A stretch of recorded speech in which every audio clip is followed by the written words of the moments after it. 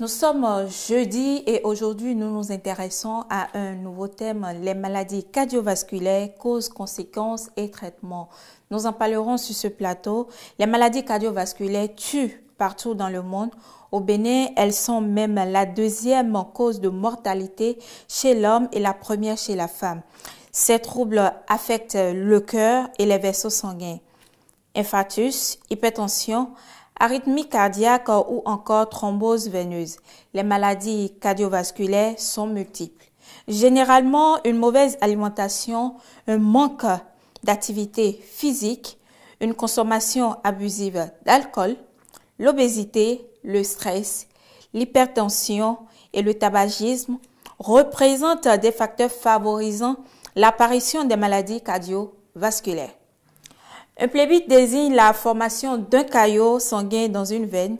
Elle doit rapidement être identifiée et traitée afin de ne pas se transformer en une embolie pulmonaire. Les maladies cardiovasculaires, c'est tout de suite.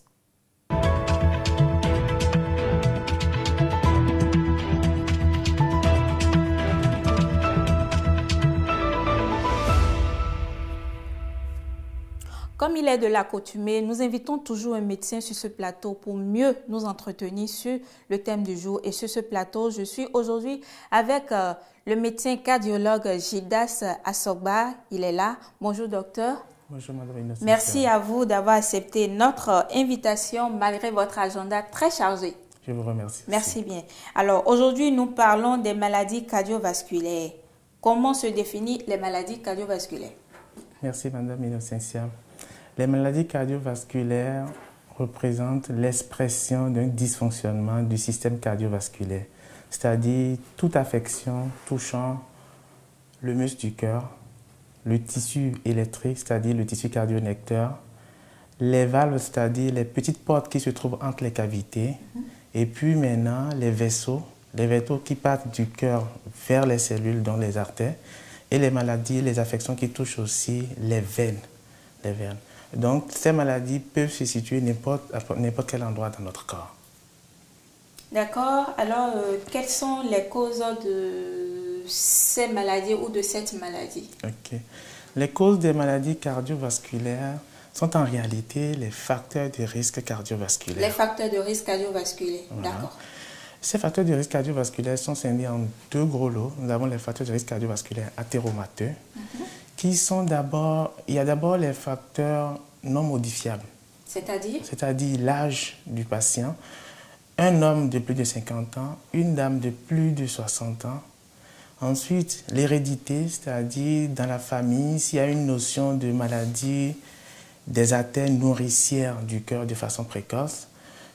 Pour mieux expliquer, si le père a eu une crise cardiaque avant l'âge de 55 ans, ou si la mère a eu une crise cardiaque avant l'âge de 65 ans, ou s'il y a eu une notion d'accident vasculaire cérébral précoce dans la famille, moins de 45 ans chez un parent direct. Ça, ce sont les facteurs de risque athéromateux non modifiables. Ensuite, les facteurs de risque athéromateux modifiables. Il y a l'hypertension artérielle, qui touche environ 30% de la population béninoise. C'est le plus fréquent? C'est le plus fréquent. Ensuite, le tabagisme, la consommation de tabac, ou le tabagisme sevré il y a moins de 3 ans. Ensuite, le diabète, traité ou non, et les problèmes d'hypercholestérolémie. C'est-à-dire les problèmes d'hypercholestérolémie, c'est-à-dire un mauvais cholestérol en excès ou un bon cholestérol en baisse. Voilà. Les autres facteurs de risque dont on pourrait tenir compte aussi, c'est l'obésité, surtout quand elle est abdominale. Le surpoids? Le surpoids, c'est-à-dire l'augmentation du périmètre du tour de ventre passant par l'ombilic. Ensuite, le manque d'activité physique, c'est ce qu'on appelle la sédentarité. Voilà. Ça, ce sont des facteurs de risque qui favorisent la survenue des plaques dans les artères. Et à quoi est-ce qu'on peut identifier ces plaques-là? Ces plaques sont en réalité des dépôts de cholestérol qui se font dans les artères, ce qui fait que les tuyaux qui sont censés être lisses, avoir un intérieur bien lisse, commence par s'encrasser. D'accord. Et donc, la lumière de l'artère... Comme une blessure. Comme une blessure. C'est comme la plomberie, quand la maison est nouvellement construite. Oui. Les tuyaux sont bien lisses, tout est neuf, mais quand le temps passe, voilà, et quand le patient, les facteurs de risque cardiovasculaire énumérés, on assiste à un accrassement qui se fait de ces vaisseaux. Les autres facteurs, ce sont les facteurs qui exposent à des maladies thromboemboliques, c'est-à-dire la survenue de caillots dans les veines. Et c'est ça qui est à la base des phlébites. Il y a d'abord l'insuffisance veineuse chronique, le fait d'avoir les jambes qui gonflent quand on reste en position assise pendant longtemps, le fait d'être resté immobilisé pendant de longs jours, le fait de prendre du poids, le fait d'avoir une maladie inflammatoire chronique, par exemple un cancer. Une mauvaise alimentation. Une mauvaise alimentation également. L'abus de l'alcool. L'abus de l'alcool et aussi le fait d'avoir une chirurgie récente ou d'être porteuse d'une grossesse expose à la formation de caillots dans les veines. Voilà. Et quand c'est comme ça, le patient est exposé à la phlébite. Donc il faudra bien distinguer, il y a les facteurs de risque cardiovasculaire athéromateux, c'est-à-dire favorisent la survenue des plaques d'athérome, des plaques dans les artères. Et le deuxième gros lot, c'est les facteurs favorisant la survenue de caillots dans les veines. En dehors de ça, maintenant, il y a les maladies infectieuses, l'angine de gorge mal traitée. Ah bon? Bien sûr, qui peut être à la base du rhumatisme articulaire aigu, c'est-à-dire une angine de gorge mal traitée peut détruire, donner des réactions inflammatoires au niveau des valves et créer leur destruction. En plus de l'angine de gorge, il y a l'endocardite, c'est-à-dire une infection, quel que soit le site, mal traité, peut se localiser aussi au niveau du cœur et cela constitue aussi une des causes des maladies cardiovasculaires. C'est énorme tout ce que vous venez de citer et d'expliquer là. Alors, quels sont les différents types de maladies cardiovasculaires? Les différents types de maladies cardiovasculaires, nous avons d'abord les maladies qui touchent les artères. En premier, il y a les artères nourricières du cœur. Et cela est responsable de la crise cardiaque, de l'infarctus du myocarde ou de l'angine de poitrine. Et cela s'exprime par une douleur vive à la poitrine. Ensuite, nous avons les autres maladies vasculaires qui peuvent toucher les artères périphériques. Ça peut amener le patient à réduire son périmètre de marche, c'est-à-dire une douleur qui apparaît à la marche. On peut avoir aussi comme site d'atteinte les artères du cerveau et cela s'exprime alors par des accidents vasculaires cérébraux. Est-ce que ça a un rapport avec ceux qui souffrent de la maladie qu'on appelle généralement l'Alzheimer? Oui, à long terme, on peut assister aussi à une démence d'origine vasculaire, c'est-à-dire quand les accidents vasculaires cérébraux se multiplient, on a finalement une destruction de certaines zones du cerveau qui ne sont plus fonctionnelles et conséquence, on peut avoir la perte de la mémoire et une démence vasculaire à la base. D'accord. Alors, avec tout ce que vous venez de citer, d'expliquer, docteur, quelles sont les conséquences des maladies cardiovasculaires sur l'être humain? Les conséquences peuvent être sans fonction du site d'atteinte. Si je prends, comme les artères se retrouvent dans tout notre corps, l'expression de la maladie dépend du site d'atteinte. Quand nous prenons par exemple les artères, quand les artères cérébrales sont touchées, la maladie, la conséquence serait une paralysie, une perte de la mémoire ou une incapacité de parler. Ça peut toucher également les yeux? Ça peut toucher également les yeux et quand cela touche les yeux, on peut assister même à une occlusion de l'artère nourricière de la rétine et cela peut s'exprimer par une baisse brutale de la vision. D'accord, je vois. Généralement, nous voyons certains qui, après des AVC, n'arrivent même plus à parler. Et on remarque une certaine déformation, je dirais, au niveau du visage, du physique. Qu'est-ce que vous pouvez nous dire par rapport à ça? Quand les artères cérébrales sont touchées, il y a deux mécanismes qui seront à la base. Soit c'est une obstruction de l'artère ou une rupture de l'artère. Et en tenant compte du site, c'est-à-dire du territoire cérébral touché, l'expression de la maladie diffère.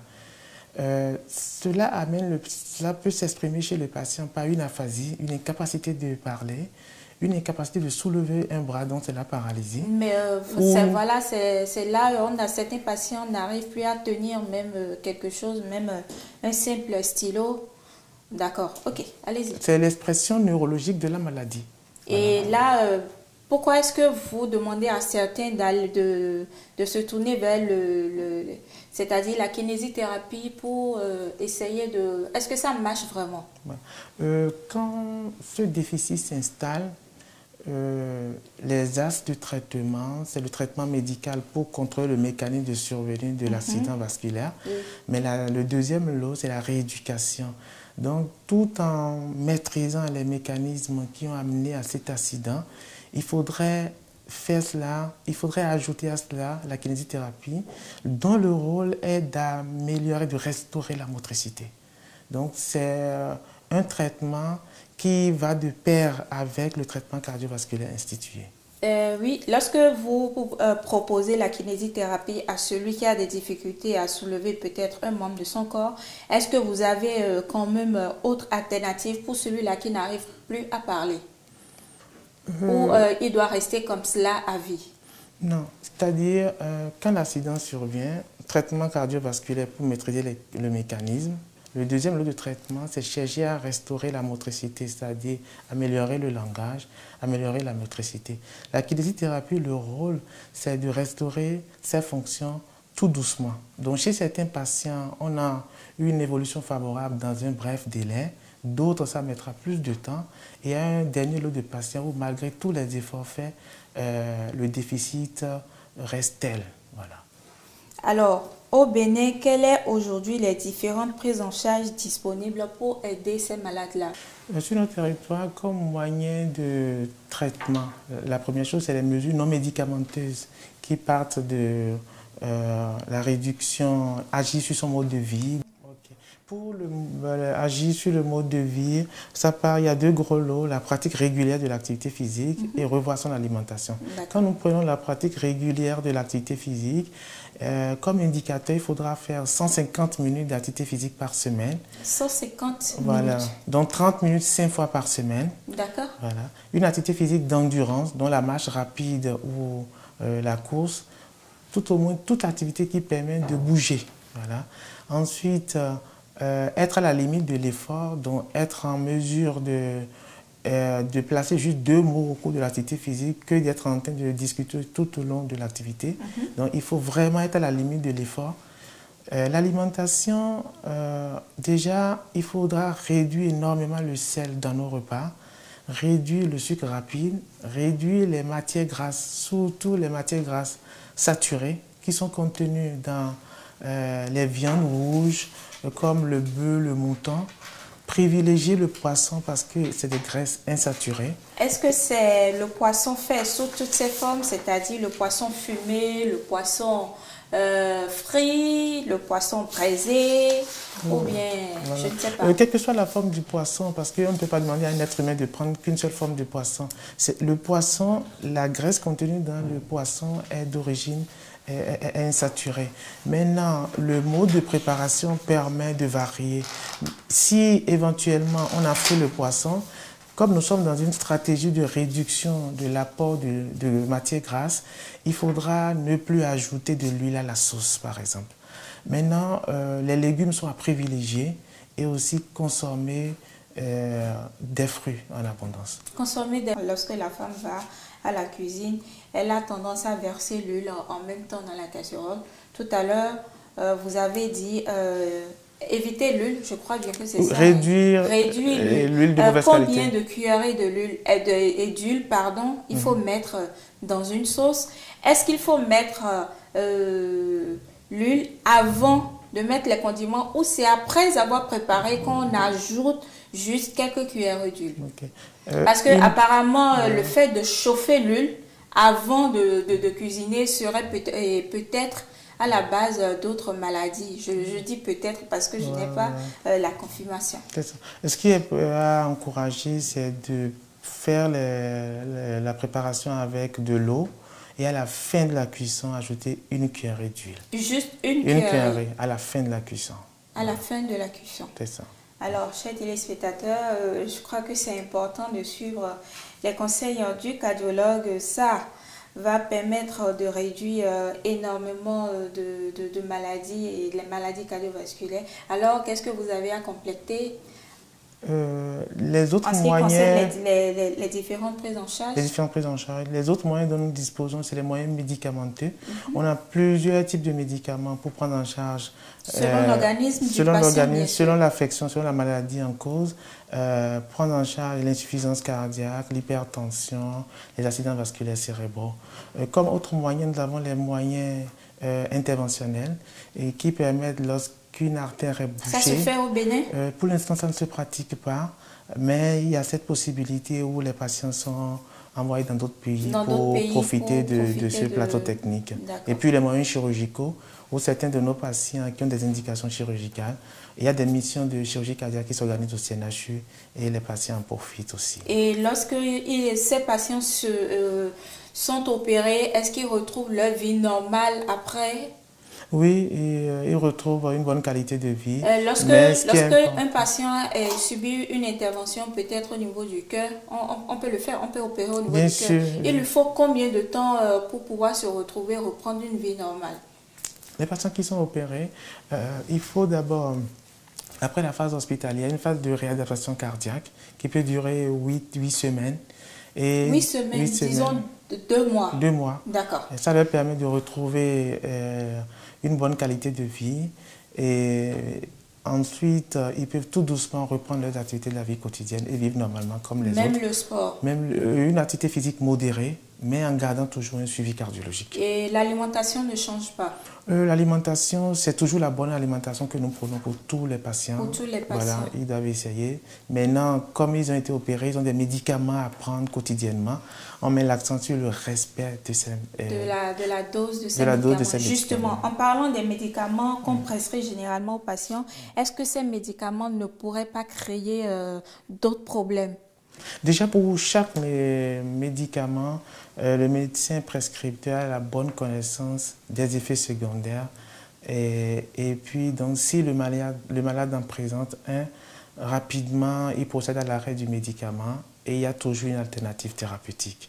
Et donc, connaissant bien la liste des effets secondaires que pourrait donner chaque médicament, quand le patient s'en plaint, on arrive rapidement à arrêter le médicament et lui trouver d'autres médicaments, une alternative. Merci beaucoup, docteur. Nous allons faire un tour à la régie avant de conclure cette émission.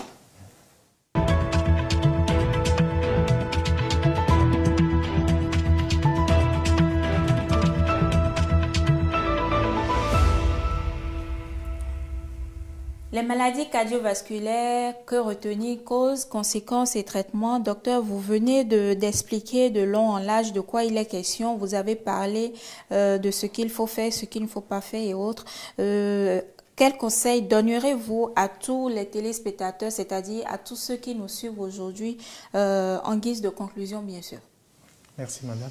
En guise de conclusion, lutter contre les maladies cardiovasculaires, prévenir les maladies cardiovasculaires, consiste à éviter les facteurs de risque cardiovasculaire en agissant sur son quotidien, en agissant sur son mode de vie, en s'intéressant à 2 volets, la pratique régulière de l'activité physique et la réduction de sel, d'huile, et puis prioriser les légumes et les fruits dans son alimentation. Et surtout respecter les doses de médicaments. Et puis si on a des médicaments prescrits en cardiologie, il faudra les respecter quotidiennement et suivre aussi ces rendez-vous. Et suivre aussi ces rendez-vous, c'est ce que j'allais dire, c'est très important.